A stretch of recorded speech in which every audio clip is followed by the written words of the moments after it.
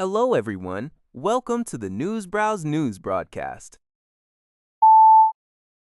A legal challenge against a publicly funded Catholic hospital's refusal to provide medical assistance in dying. EVAs is entering its closing phase at the BC Supreme Court.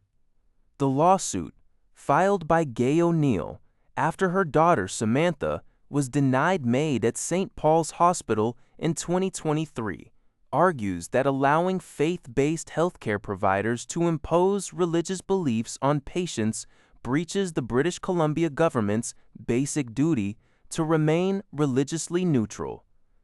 Samantha O'Neill was forced to be transferred by ambulance to another hospital, never regaining consciousness, a process her mother described as traumatic and unbearably cruel. The family's lawyer, Robin Gage, stated that such mandatory transfers impose medically unnecessary burdens and violate the charter. The defense reportedly speculated about potential chaos if the provincially granted exemption for MAID denial is removed. University of Ottawa law professor Daphne Gilbert, affiliated with Dying with Dignity Canada, believes this case could significantly alter healthcare across Canada and may eventually reach the Supreme Court. This report comes from the Canadian Press. An Ontario family is mourning the death of Hassan Haidar, a 38-year-old Canadian man from Windsor, who was killed last week in southern Lebanon. According to his family, Haidar was shot by Israeli forces outside the family's home. He had traveled to Lebanon in November to be with his wife and 5 children and to care for his horses on their family property. Amid intensifying Israeli attacks in the region, he ensured his wife and children moved to a safer location but remained behind to look after his beloved animals. His brother, Mohammed Hussein Haidar, stated that Hassan was on the phone with his wife when he heard cries for help. He reportedly went outside to assist a man who had been shot by a drone and was then fatally shot in the head himself.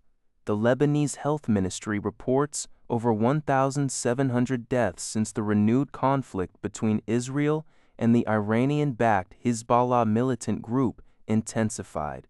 Haidar's sister, Fatima, shared that their parents immigrated to Canada 20 years ago from Qana, Lebanon, seeking refuge from the armed conflict at the time. Hassan, a mechanical engineer who graduated from the University of Windsor, was described as a kind, educated animal lover dedicated to his dream of building a large horse farm. Global Affairs Canada has been contacted regarding his death, City News Everywhere reports. CBC News reports that Hootsuite CEO Irina Novoselsky has resigned, with company founder Ryan Holmes returning to the chief executive role on an interim basis. Novoselsky's departure comes after several months of defending Hootsuite's contract with the controversial U.S. Department of Homeland Security, DHS, which oversees Immigration and Customs Enforcement, ICE. While neither Novoselsky nor Holmes explicitly mentioned the controversy in their LinkedIn announcements, Novoselsky stated she felt it was the right moment for a leadership transition after restoring the company to profitability. Holmes, who founded the Vancouver-based social media marketing tools company in 2008 and led it until 2019, expressed excitement to be back. His return sees him taking the helm of a company that has undergone significant changes since his last tenure, including shifts in the social media landscape, competition, and recent layoffs under Novoselsky. She had, however, led efforts to rebound by focusing on artificial intelligence tools and acquiring analytics firm Talkwalker in 2024. Despite social media platforms integrating similar AI tools, Holmes indicated a commitment to further investing in AI, aiming for an AI-driven era for Hootsuite. It remains unclear whether Holmes intends to stay on permanently or what his stance will be regarding the contentious DHS contract. Federal Jobs Minister Patty Hajdu is calling on Canadian youth to consider careers in skilled trades, advocating for an end to the long-standing societal stigma against these professions. Speaking from the University of Ottawa, Hajdu recalled how students pursuing trades were deeply stigmatized during her youth, a perception that Canadian Apprenticeship Forum CEO France Daviot confirms still exists, though it is slowly shifting. Hajdu underscored that trades are essential for Canada's infrastructure and home-building goals, offering well-paid, honorable jobs crucial for the nation's agenda. This appeal comes as Canada faces a challenging job market for youth, with a 13.8% unemployment rate for those aged 15 to 24.